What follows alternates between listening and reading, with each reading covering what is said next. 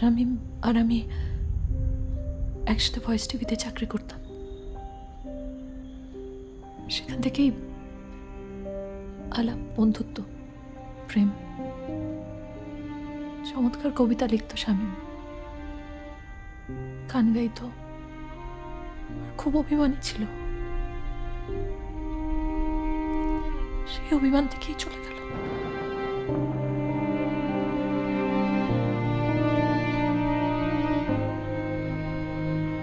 আত্মহত্যা করেছিল কেন?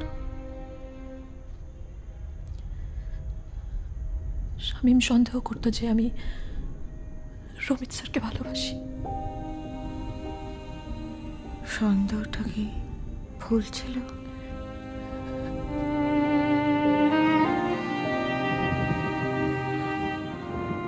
রমিত কি তোমায় ভালোবাসতো? কোনোদিনও না।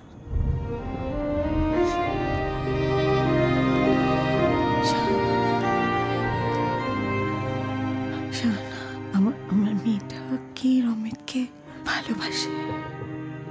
ভালোবাসতো? ভালোবাসতো? ভালোবাসে? আমার মেয়েটা